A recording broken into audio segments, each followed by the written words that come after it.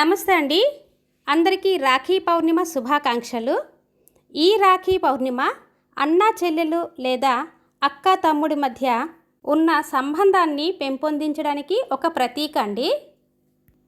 అన్న తన చెల్లెలికి రక్షణ ఇవ్వడానికి, అలాగే అన్నయ్య క్షేమం కోరి చెల్లెలు రక్షాబంధన్ కడుతుందండి. అయితే ఈ మధ్య చాలా డిజైన్స్తో రాఖీలు వస్తున్నాయండి. ఈ రాఖీలు ప్లాస్టిక్లతో తయారు చేస్తున్నారు. కాబట్టి ఈ ప్లాస్టిక్ రాఖీలు మనం వాడడం వలన మనకి తెలియకుండానే పర్యావరణానికి చాలా నష్టం కలిగిస్తున్నామండి.